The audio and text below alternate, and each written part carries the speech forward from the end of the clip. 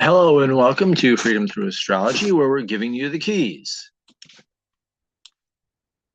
And it's freedomthroughastrology.com. I am your astrologer. My name is Donald Patak. Here's my contact information. Standard YouTube copyright, and no, my content may not be used to train AI LLMs. Keys to the reading, because I do read astrology a little bit differently. I read what is called constellation-based astrology, sometimes true sidereal astrology.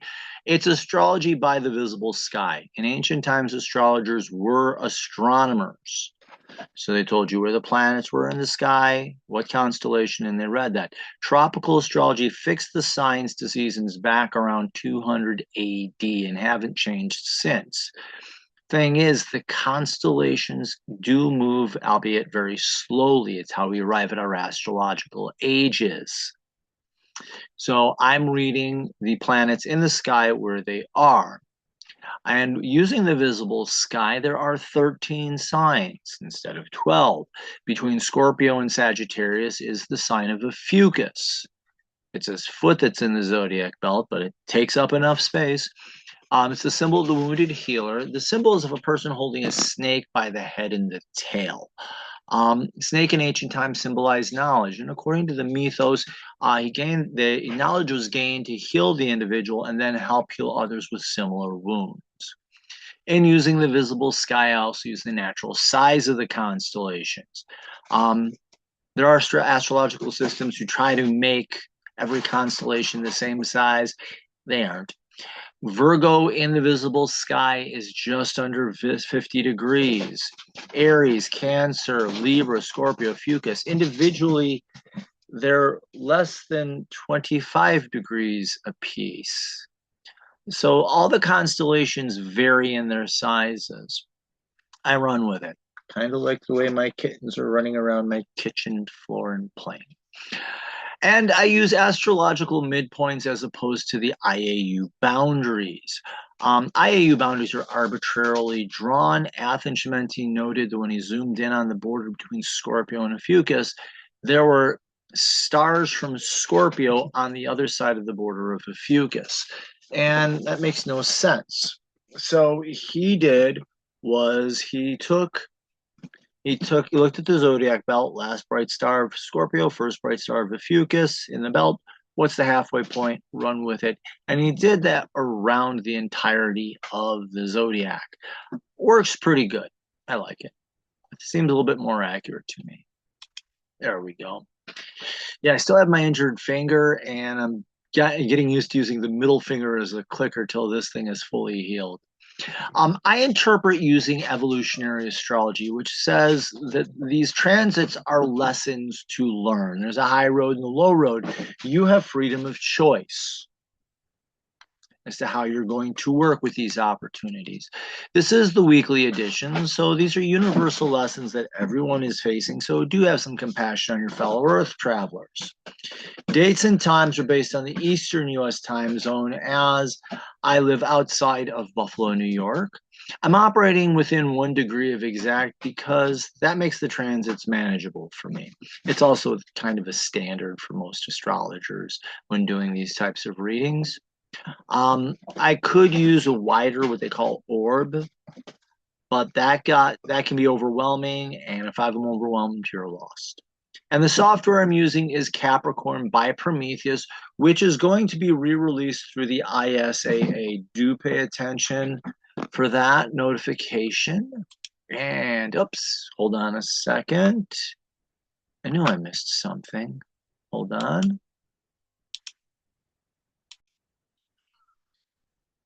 All right, I had it in my notes. I don't know why I didn't change it, but this is the week of June 1st through 7th, 2026, the weekly transits.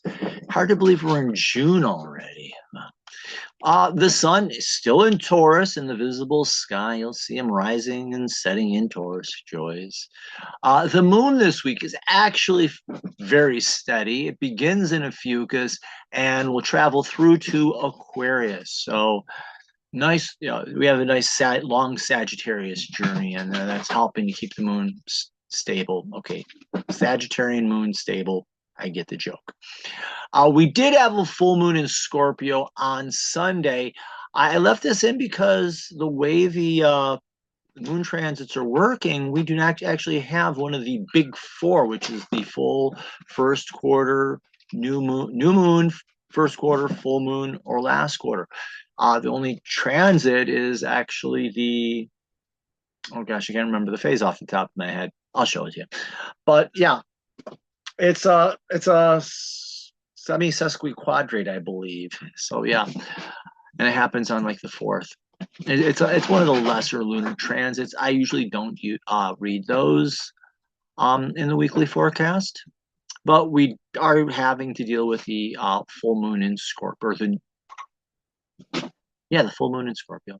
Active planet of the week this week is Mercury. I'll be open to opportunities for learning and communication. No sign changes this week.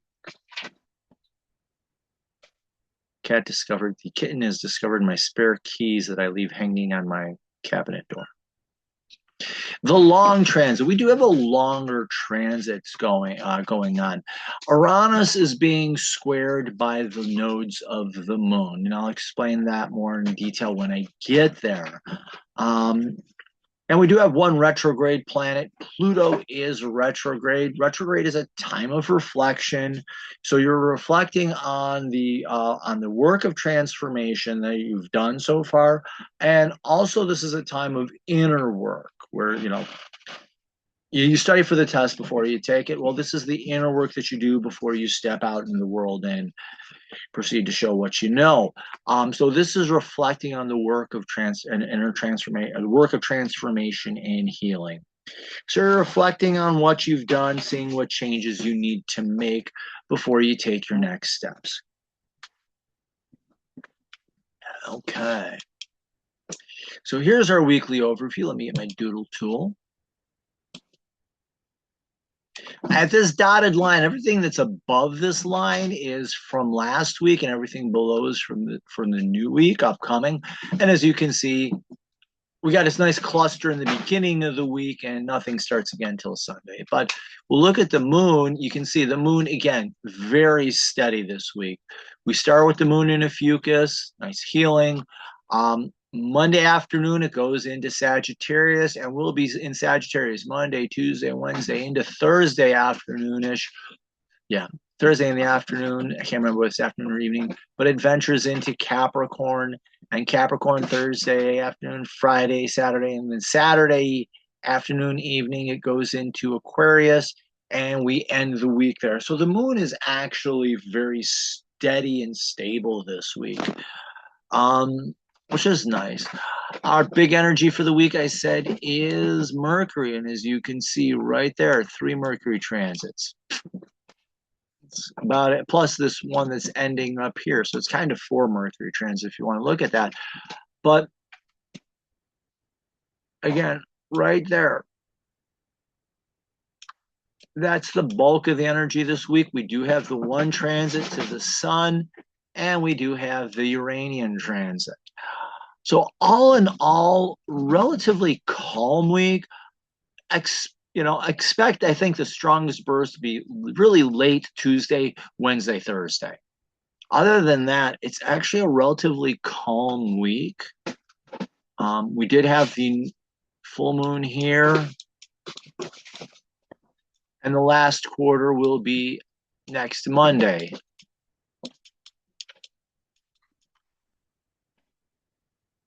Is this an emergency? No. Okay. So, clear all drawings, close. Here we go. Okay, now I have to escape. There we go. And my hand is still messed up, so I am not making the individual slides right now. But here we go. So we do start the week with Mercury. It's Mercury in Gemini, really. We did have that sign change on Sunday, just today, the day I'm recording this. And we do have Chiron in its final phases or final time in Pisces. So This is a sextile. We're dealing with the sextile here. Sextile is an interest. So literally, this is as you're learning and gaining new information and insights, you open your mind up to this new information and insights, it is helping you to heal spiritually. So literally, you could say this is an interest in learning to heal. That would be your ideal. This shadow here, Mercury can shut itself down from learning. To be a know-it-all, can't learn it all, fall into distractions and chasing rabbit holes. And rather than a sextile being an interest or excitement, it becomes a sense of nervousness or distraction. And Chiron in Pisces, instead of healing these wounds, you're inflicting themselves, you're refusing to heal, inflicting them deeper on yourself, wounding others. Or in Pisces, you're either trying to numb this pain or you're living in some sort of idle fantasy. So as you distract yourself from learning, you follow yourself into either hurting yourself even worse, hurting others, and just trying to numb the pain any which way you can. Here are these drawings. And then I'm going to start with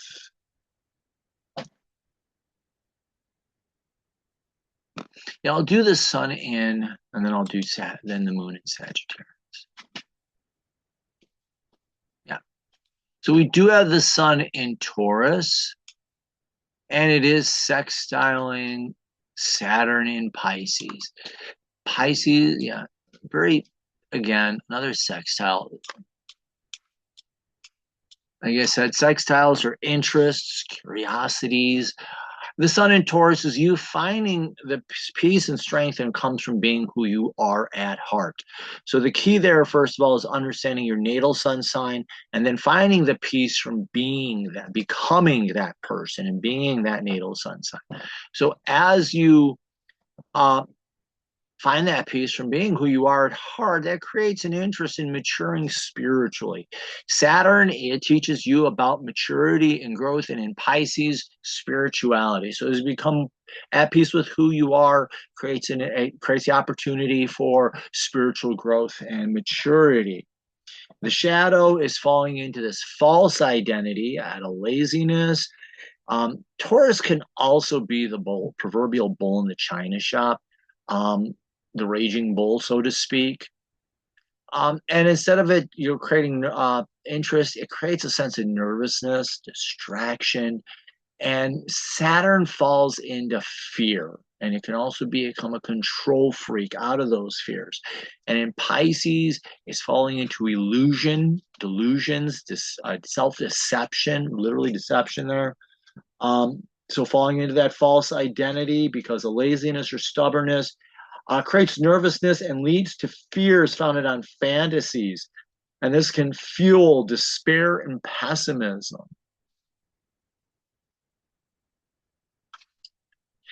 So literally, yeah, that false identity, creates fear.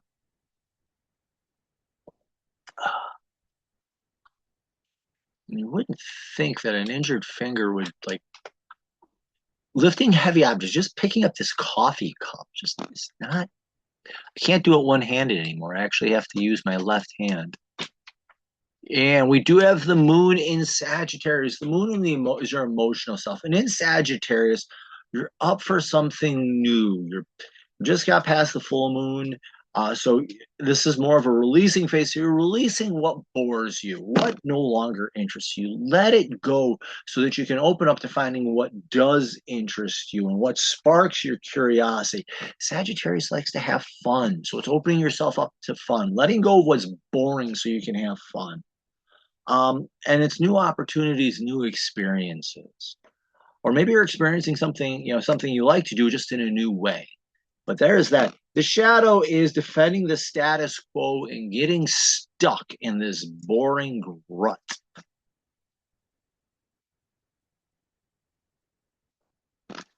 Tedium ad nauseum. So let's clear all of these drawings. Okay, I'm going to close this out. I'm going to pull my picture this way, pull this here so that we can see these transits. Oops, there we go. Can't wait for my finger to get healed. All right, and now punch this here. There we go. This gives me everything nicely. Okay, so we're going to be dealing with the nodes of the moon first. I'm going to deal with both of those, and then I will deal with Neptune. So here we have Mercury buzzing along in Gemini.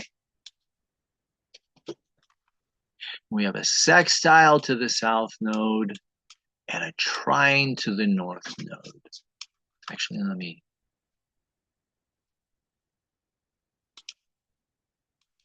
I'll put the trine down here. There we go. So, Mercury, I talked already about Mercury and Gemini, opening the mind to new, to have your ability to learn new information, new ideas. Just as an aside, take a learning inventory style. Learn how you learn, and then learn to work with that. That would be a very powerful, practical thing that you could do during this time. So learn how you learn, work with that. And first we have, I'm going to go with sextiling the south node. Sextiling the south node. So as you're opening up to new information and new ideas, it's creating an interest in you becoming more aware of how you, south node and Leo, hold yourself back with drama. How are you, how in the past have you held yourself back with drama? And whether it's over the top being the drama king, drama queen, and everybody look at me, or you're trying to hide away. You know, Leo can go either which way. It can be the drama king, drama queen over the top, or it can be that cowardly lion. So as you're learning this new information, becoming aware of new insights, and you're learning these things, how is this helping you to become more aware of past, how you've held yourself back in the past? Yeah. Now the shadow of Mercury, yeah, I'll do it this way. The shadow of Mercury in Gemini, we already talked about that. Person is shutting down learning through nervousness, distraction, know-it-all, or you can't learn. And that is fueling the drama of the past. That fuels the self-sabotage, becoming mentally rigid, fuels the dramas of the past, self-sabotage,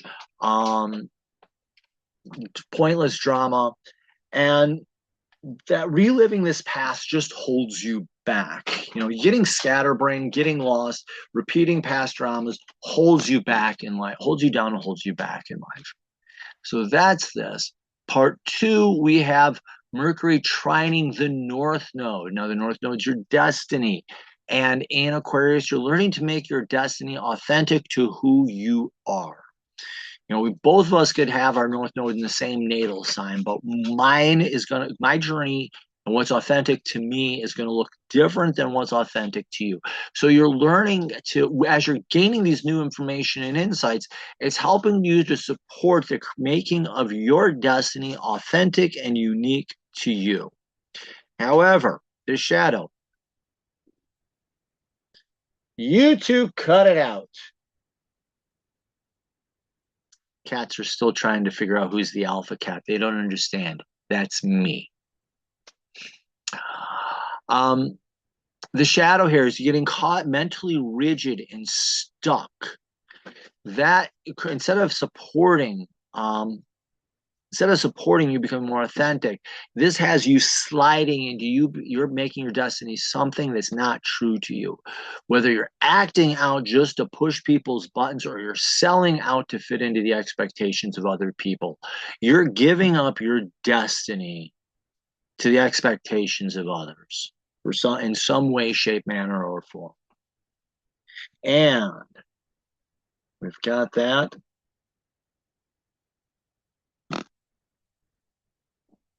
Okay, they're just in a growl mode. And we have one more here, and we have Neptune in Pisces. And this is going to be a square. Now, this square here, squares are challenges who are designed to strengthen you. I want you to think of if you were a weightlifter, if all I ever gave you was a broom handle and had you work through the exercises, would you ever gain muscle? No.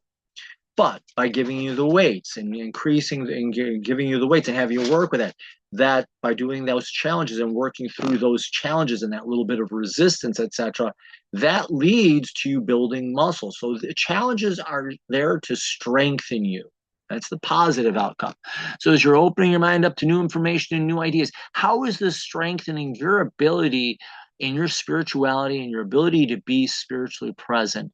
I like the way Stephen Forrest says it. Neptune and Pisces. Don't just do something. Sit there, be there, become more spiritually aware. So how is your knowledge, this new information, strengthening your ability to be spiritually present and spiritually aware? The shadow on Mercury, again, shutting down learning, being mentally scattered, distracted, can have you, the square here becomes a crushing burden. It's a stumbling block, a crushing burden, and it leads you in lost or idle or meaningless fantasies, or just trying to escape from life. Hey, what's up? Okay, I got another cat on my lap. So this being scatterbrained has you falling into idle fantasies, trying to escape life and the problems that are there. Okay. Let's clear these drawings. And let me close this in. Okay, we're into, oops, too far. There we go, perfect.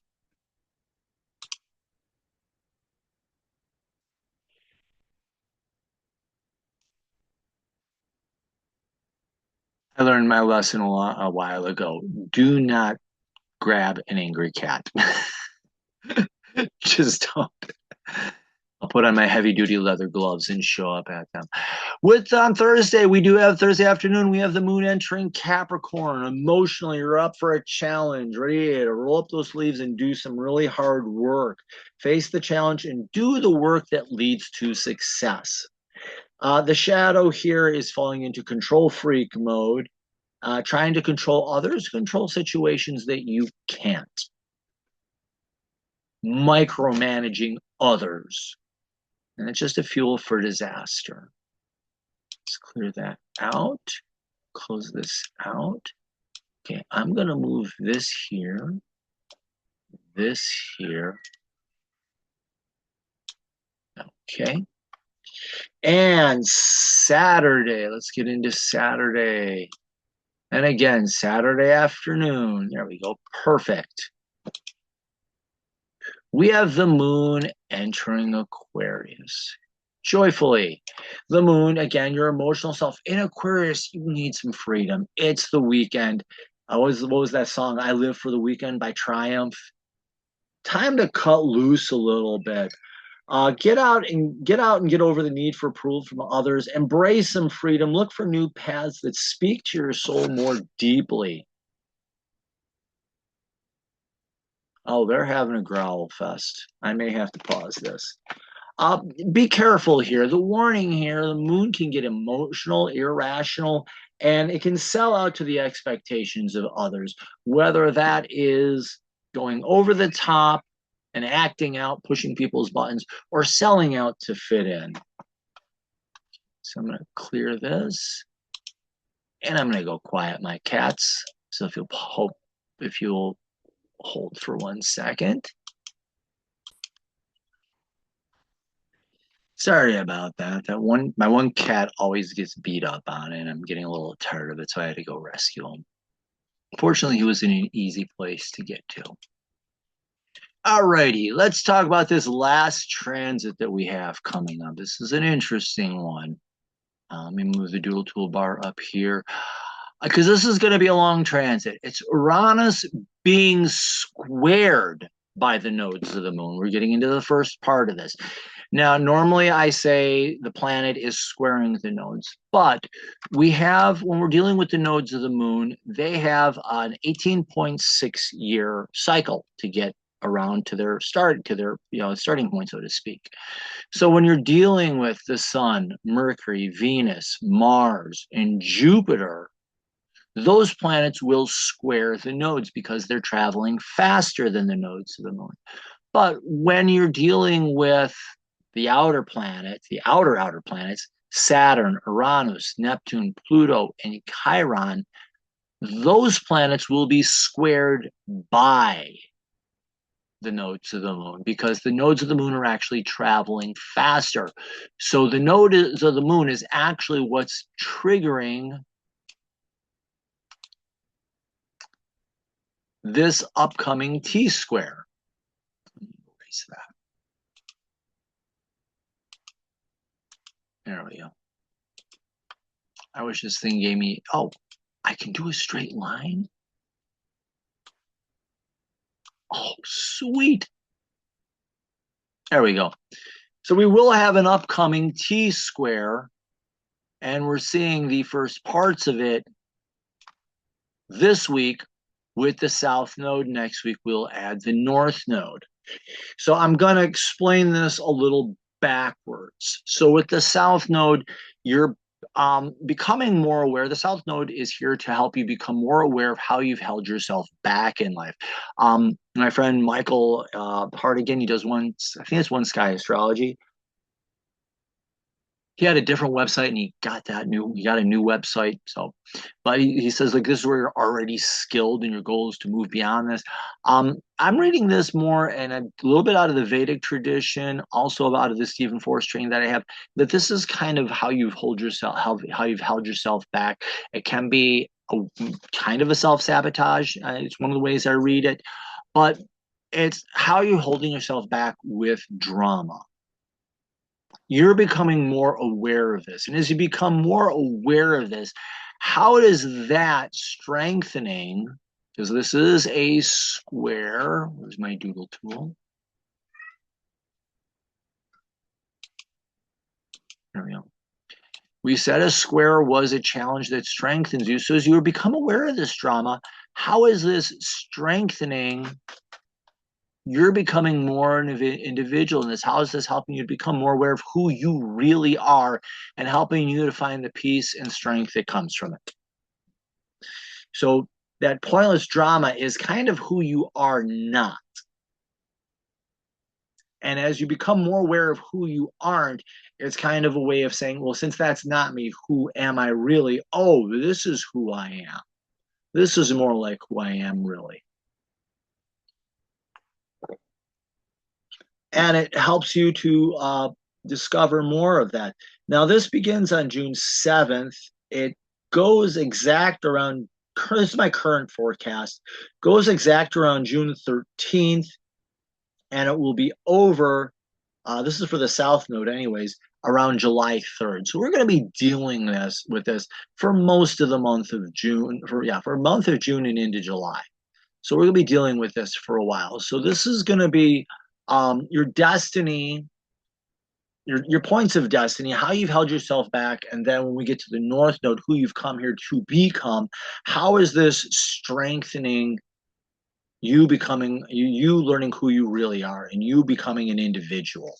This is very much about an individuation and you becoming who you are. Yeah, I'm getting a little redundant here. I'm kind of also a little tired. These cats have been driving me nuts. So yes. So what do I have there? Yeah. Beware of how drama in the past has held you back, how it can be, how it can be overcome to help you find peace and strength that comes from being your authentic self. Reliving the dramas of the past can become a crushing burden that leads to a loss of individuality, pointless rebellion, or selling out to the expectations of the others. You falling into repeating the patterns of the past and in the worst possible way. Okay, and that is where we will end up the week. Again, a nice, clear, quiet, calm week, so to speak. Oops. Okay, I'm going to go back here. Like I said, I can't wait to get my finger back up. So, do follow me on social media, Facebook, Instagram. I do what I call daily deep dives, where I explore these transits and sometimes ones that I don't cover if there's like not a lot happening in a week. Sometimes I cover something more deeply. On there. On you're watching this on YouTube. These three are making billions of dollars off your data. Digital soul space is I call it the spiritual safe space of the internet. Oh, cat.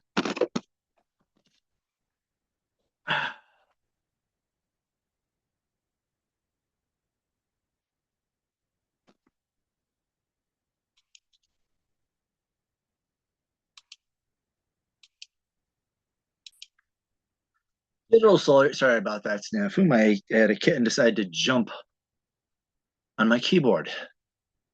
Cats, the bane of my existence. This little guy, is this dusk or is this dawn? Okay. This is the guy responsible for the technical difficulty. This is Dusk.